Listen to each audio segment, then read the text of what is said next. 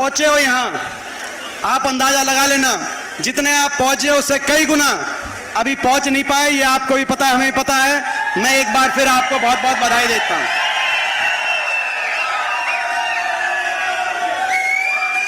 क्योंकि जब हम इनसे लड़ रहे हैं, बीजेपी से लड़ रहे हैं, सत्ता से लड़ रहे हैं, इनके पास बहुत कुछ है। इनके पास दिल्ली में भी सरकार है, इनके पास चंडीगढ़ में भी सरकार है, इनके पास बीजेपी भी है, इनके पास जेजेपी भी है। दो दो पार्टियां हैं, दो दो सरकार है, सत्ता बल है, धन बल है, मीडिया बल भी इनके पास है। हमारे पास कुछ है तो आपका आशीर्वाद है और आपका दिया हुआ हौसला है, और उस बात पर लड़ रहे हैं, और उस हौसले से लड़ रहे हैं, और आपके आशीर्वाद से लड़ रहे हैं। आज 9-9.5 साल के बाद हरियाणा प्रदेश को विकास की पटरी से उतारने वाली सरकार, हरियाणा प्रदेश के भविष्य को चौपट करने वाली सरकार से लड़ रहे हैं। ये वो सरकार है जो 2014 में जब आई थी, देश में विकास दर के मामले में हरियाणा देश में नंबर 1 हुआ करता था।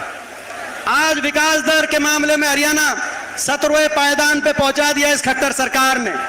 जब यह सरकार आई उस समय केवल विकास दर ही नहीं, विकास से जुड़े हुए बहुत से मापदंडों में, निवेश दर में देश में नंबर 1 पे था। 2012-13 में सबसे ज्यादा निवेश, इन्वेस्टमेंट। आज की रिपोर्ट है, आरबीआई की रिपोर्ट इंडियन एक्सप्रेस में, कि निवेश दर में हरियाणा देश में सबसे पीछे। कितने दुर्भाग्य की बात है। रोजगार सृजन में देश में सबसे आगे था हरियाणा। आज बेरोजगारी में खट्टर सरकार ने हरियाणा को देश में नंबर 1 अगर बनाने का काम किया, तो बेरोजगारी में हर घर में एक नौजवान बेरोजगार, बेरोजगारों की फौज खड़ी कर दी। ना निवेश हुआ, ना इन्वेस्टमेंट हुआ, ना निजी क्षेत्र के अंदर रोजगार, ना सरकारी नौकरी। सरकारी नौकरियां तो समाप्त कर दी गई, जो बची वो कच्ची कर दी गई, या कौशल निगम के माध्यम से, अग्निपथ के माध्यम से। और उसके बावजूद कोई अगर भर्ती निकली तो या तो एचपीएससी, एसएससी की भर्ती घोटालों की भेंट चढ़ गई, या ले देकर कोई लिस्ट आई तो हरियाणा के नौजवानों से ज्यादा दूसरे प्रदेशों का नौजवानों का नंबर हरियाणा की लिस्टों में आया, जैसे कि हरियाणा के नौजवानों में प्रतिभा ही नहीं। और आज देश में बेरोजगारी में देश में नंबर 1। और जब बेरोजगारी होती है तो कहीं नशे की चिंता, आज देश में नशे में हरियाणा को ऊपर पहुंचा दिया इन्होंने। कहीं अपराध की चिंता, कहीं घर बार अपना सब कुछ बेच के विदेशों की तरफ हमारा नौजवान अपना भविष्य खोज रहा है। जहां जिन शहरों के अंदर कोचिंग सेंटर हुआ करते थे, आज उन शहरों में कोचिंग सेंटर से ज्यादा विदेश में भेजने के एलिट केंद्र बन गए हैं। ऐसी स्थिति आज हरियाणा के अंदर। वो हरियाणा जो किसान के हितकारी फैसलों में देश में जिसकी गूंज बजती थी जब कांग्रेस की सरकार थी हुड्डा साहब के नेतृत्व में, चाहे 1600 करोड़ के किसान के बिजली के बिलों के माफी का फैसला हो, चाहे 2200 करोड़ के कोऑपरेटिव का कर्जे का फैसला हो जो हमारी सरकार में हुआ था, चाहे किसान के कोऑपरेटिव के काले कानूनों को समाप्त करने का फैसला हो, गिरफ्तारी और नीलामी का काले कानून समाप्त किए गए हों, चाहे किसान को उसकी फसल का, गन्ने से लेकर पॉपुलर से लेकर धान तक किसान को उसकी फसल के भाव दिलाने की बात हो। नारा चला करता था कि हुड्डा तेरे राज में जीरी गई जहाज में। और आज वो प्रदेश जो किसान के हितकारी फैसलों में जिसका उदाहरण देश में दिया जाता था, चाहे भूमि अधिग्रहण कानून की बात हो, आज वो प्रदेश किसान अत्याचार का देश में पर्यायवाची बन गया है। अगर किसान आंदोलन में कहीं पुलिस का प्रयोग किया गया बारी बारी, एक प्रदेश में कहीं लाठीचार्ज, कहीं पानी की बौछारों के निशाने पे लिया गया, तो कहीं बैरिकेड लगाए गए। 750 एक साल तक किसान बैठा रहा, 750 किसानों के जान कुर्बान हो गई, 750 घरों के चूल्हे बंद हो गए। और अगर एक सरकार थी जिसके मुख्यमंत्री से लेकर सभी मंत्री एक स्वर में किसान का तिरस्कार कर रहे थे, और एक पार्टी थी देश की सरकार से लेकर और प्रदेश की सरकार तक हर व्यक्ति की जबान पे जिस पार्टी सत्ताधारी लोगों के किसान के लिए अपमान था, तो वो बीजेपी पार्टी थी और हरियाणा सरकार थी। आज किसान अत्याचार में खट्टर सरकार ने देश में नंबर 1 बना दिया। वो प्रदेश जो 2014 से पहले गरीब की कल्याणकारी योजनाओं में जिसका जिक्र देश में आता था, इंदिरा जी के समय 100-100 गज के प्लॉट कटे थे देश में, उसके बाद किसी प्रदेश ने, किसी सरकार ने 100 गज के प्लॉट का काटने का काम नहीं किया। अगर हुआ तो हरियाणा में एससी वर्ग के हमारे भाई, बैकवर्ड के हमारे भाई, 4 लाख परिवारों को 100-100 गज के प्लॉट दिलाने का काम कांग्रेस की हुड्डा सरकार ने हरियाणा में करके दिलाने का काम। चाहे 100 गज के प्लॉटों की बात हो, चाहे प्रियदर्शनी इंदिरा आवास योजना में 3.5 लाख मकान बनवाने की बात हो, चाहे 20 लाख गरीब घर के बच्चों को स्कूल के अंदर वजीफा दिलाने की बात हो, चाहे पीने के पानी की टूटी टंकी देने की बात हो, चाहे राशन डिपो पे तेल चीनी दाल के साथ अच्छी क्वालिटी के अनाज की बात हो, जो प्रदेश गरीब कल्याण में चाहे बड़े बुजुर्गों को और हर वर्ग को देश में सबसे ज्यादा पेंशन देने की बात हो, जो प्रदेश गरीब कल्याण में देश में नंबर 1 हुआ करता था 2014 से पहले, वो आज महंगाई में नंबर 1 बन गया। हर घर का बजट बिगाड़ दिया इन्होंने। महंगाई देश में सबसे ज्यादा टैक्स अगर कहीं है, सबसे ज्यादा वेट अगर कहीं है तो इस खट्टर सरकार में, बीजेपी सरकार में हरियाणा के अंदर है। आज हर घर की गरीब के डीजल पेट्रोल रसोई गैस का सिलेंडर, जो सिलेंडर 400 पे था आज 3 गुना बढ़ गया। डीजल पेट्रोल रसोई गैस का सिलेंडर, स्कूल के बच्चों की फीस, बिजली के बिल, आज हर घर के बजट को बिगाड़ने का काम इस सरकार में हुआ। जो प्रदेश 10 साल तक शांति का प्रतीक था, 10 साल में किसी वर्ग को धरना नहीं देना पड़ा, किसी को अपनी मांग के लिए, जैसे ये बैठे आए हुए हैं ओल्ड पेंशन स्कीम के लिए हमारे कर्मचारी दर ठोकरे खा रहे हैं, उन पे लाठी की भाषा से जवाब दिया जा रहा है। 10 साल तक कर्मचारी, व्यापारी, किसान कोई धरना नहीं हुआ। उस प्रदेश में, इस खट्टर सरकार में कोई वर्ग ऐसा नहीं बचा जिसको, किसान से लेकर और मजदूर तक, जिसको धरना ना देना पड़ा, और कोई वर्ग ऐसा नहीं बचा जिस धरने को सरकार ने लाठी की भाषा से जवाब ना दिया हो।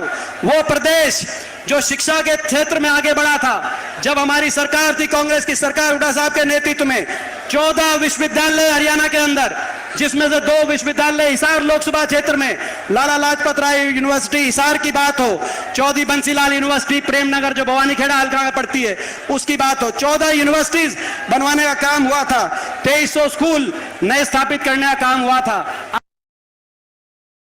करने के बाद छोटे छोटे बच्चों को अपने स्कूलों के आगे धरने पे बैठने में मजबूर होना पड़ा। शिक्षकों की भर्ती नहीं हुई। जब हमारी सरकार थी 1 लाख केवल शिक्षा विभाग में शिक्षकों की भर्ती हुई थी। आज उस प्रदेश में 9 साल तक शिक्षकों की भर्ती नहीं, स्कूलों पे ताले लग रहे, गरीब का बच्चा कहां जाएगा। मैं पूछना चाहता हूं इस खट्टर सरकार से, जिस प्रदेश में स्वास्थ्य के मामले में जो हमारी सरकार थी, 6 मेडिकल कॉलेज पूरे प्रदेश के कोने कोने में। और मैं एक बात बताना चाहता हूं, हरियाणा के गांव और देहात में कुल मिलाकर 641 पीएचसी और सीएचसी में से 476 यानी कि 3/4 75% पीएचसी और सीएचसी छोटे अस्पताल अगर बने तो 10 साल की कांग्रेस की सरकार में बने। वहां एक कोई अस्पताल और एक मेडिकल कॉलेज की तो दूर की बात है, आज वहां ऐसी व्यवस्था आ गई, गरीब आदमी के पहुंच के बाहर गरीब आदमी के पहुंच के बाहर इलाज हो गया, और गरीब के बच्चे के पहुंच के बाद मेडिकल की शिक्षा हो गई। 40,000 फीस थी इन मेडिकल कॉलेजों में, आज 40 लाख की फीस। गरीब के बच्चे मेडिकल कॉलेज के एमबीबीएस स्टूडेंट्स, उनको भी धरने पे बैठना पड़ा। ऐसी स्थिति, वो प्रदेश जो खिलाड़ियों के सम्मान में, जो अभी कह रहे थे विजेंद्र, खिलाड़ियों के सम्मान में देश में जिस प्रदेश के उदाहरण दिए जाते थे, 750 खिलाड़ियों को सीधा भर्ती किया गया था, जिसमें भाई विजेंद्र बॉक्सर भी शामिल थे। आज उस प्रदेश का उदाहरण दिया जाता है कि उस प्रदेश की बेटियां जो ओलंपिक में मेडल लेके आई, उनको घसीट घसीट के दिल्ली की सड़कों पर इस सरकार ने घसीटने का जो काम किया, लेकिन उसके बावजूद हरियाणा के मुख्यमंत्री, हरियाणा के खेल मंत्री या किसी हरियाणा के बीजेपी के नेता के मुंह से ये नहीं निकली कि हम अपनी बेटियों को कहना चाहते हैं आप धैर्य रखें, अपना मेडल मत बहाएं, गंगा में आपको न्याय मिलेगा।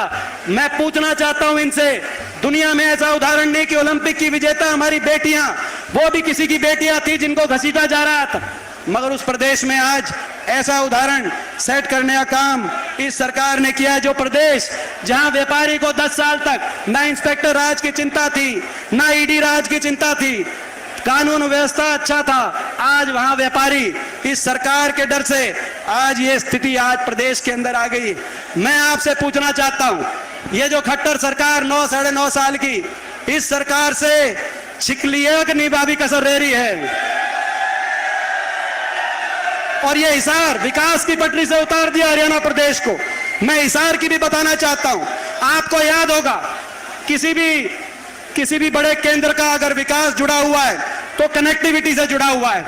2009 में हम यहां से लोकसभा नहीं जीते, लेकिन देश के प्रति, हिसार के प्रति अपनापन और देश और प्रदेश के प्रति एक जिम्मेदारी के रूप में मैंने दिन रात मेहनत करके हिसार को कनेक्ट कराने के लिए 4 लेन सड़क जो रोहतक से सीधा डबवाली तक और सीधा हांसी से महम की रेल की लाइन और एयरपोर्ट 2012 में, एक एयरपोर्ट हिसार में और दूसरा अंतर्राष्ट्रीय एयरपोर्ट जो महम, मुंडाल, बडेसरा जो इसी लोकसभा क्षेत्र के अंदर जो हिस्सा पड़ता है, भिवानी, हिसार, रोहतक, 3 जिलों को टच करता हुआ, मैं आपसे पूछना चाहता हूं, इन्होंने चाहे वो हमारी सरकार में ये इस एयरपोर्ट की बात हो, ये 4 लेन की सड़क की बात हो, रेल की लाइन, आज तक 9 साल में उस रेल बुलेट ट्रेन की बात करने वालों ने आज तक रेल की सीटी नहीं सुनी। जिस दिन ये रेल चल जाएगी, जिस दिन ये रेल चल जाएगी, हिसार से दिल्ली का रास्ता 80 किलोमीटर रेल का कम हो जाएगा, सीधी ट्रेन चलेगी सिरसा से और दिल्ली पहुंचेगी, डायरेक्ट अपना ट्रेन की कनेक्टिविटी बनेगी। ये विकास के,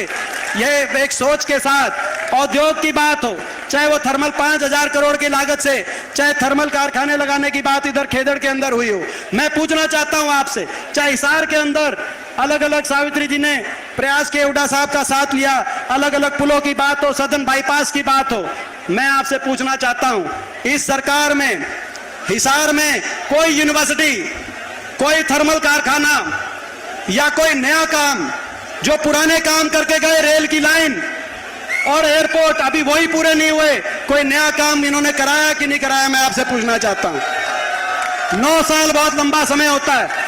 आज हरियाणा को विकास की पटरी से और हिसार को भी विकास की पटरी से, इस सरकार के पहलू हैं, इस सरकार के पहलू हैं 4: बेरोजगारी, महंगाई, भ्रष्टाचार और अहंकार।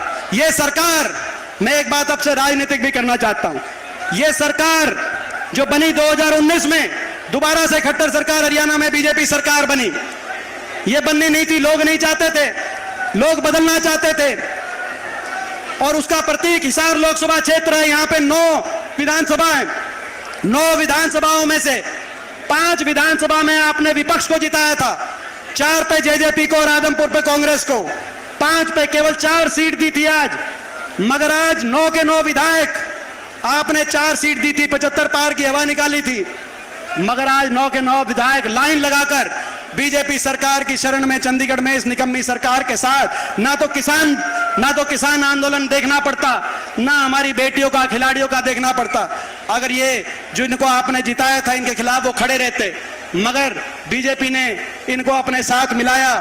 नेता और पार्टियां तो बिकाऊ हो सकती हैं, लेकिन मैं इनको बताना चाहता हूं, जनता बिकाऊ नहीं है, जनता टिकाऊ है।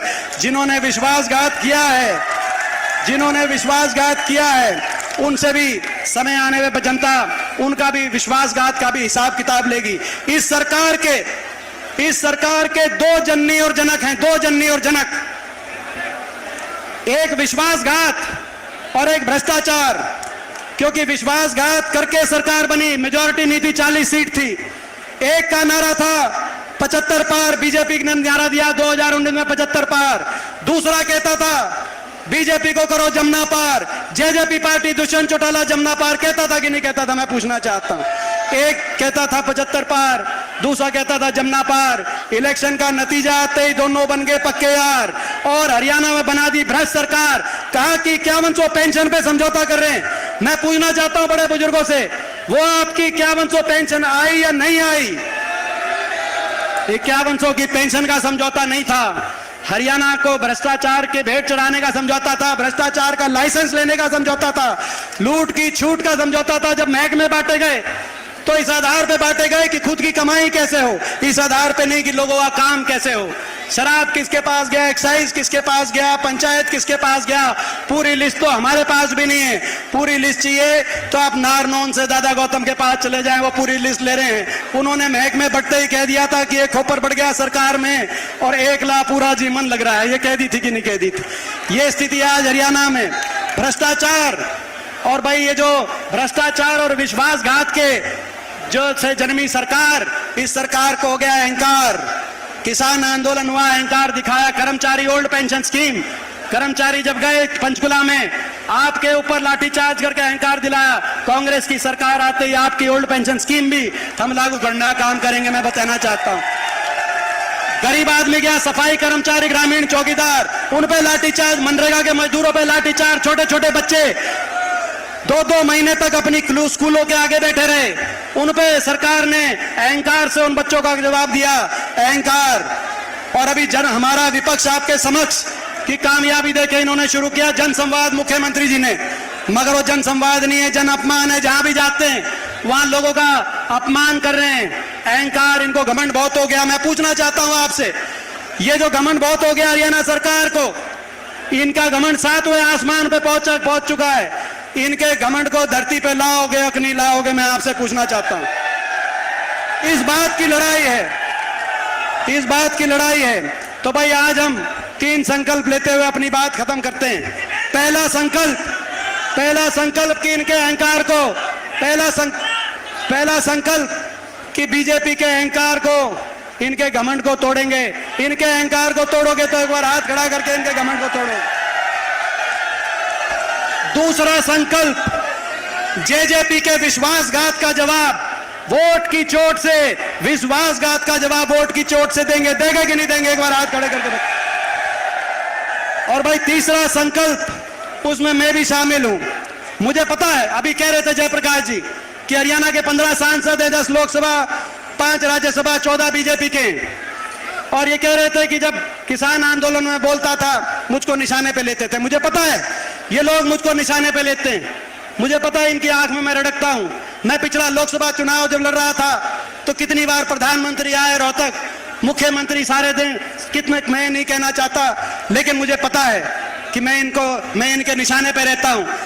पिछला लोकसभा चुनाव था तो निशाने पे था। किसान आंदोलन में जब संसद में खड़ा होता था तो सारी बीजेपी जो जिस तरीके से निशाने पे लेती थी, महिला खिलाड़ी आंदोलन में बैठे तो देश की सारी बीजेपी, यूपी के सारे सांसदों ने, हरियाणा नहीं, जिस तरीके से मेरे को निशाने पे लिया, मेरा दिल जानता है। लेकिन फिर भी मैं एक संकल्प आपके साथ मिलकर लेना चाहता हूं। मैं हो सकता है इनके निशाने पे हूं, लेकिन ये भी मेरे निशाने पे हैं। और जब तक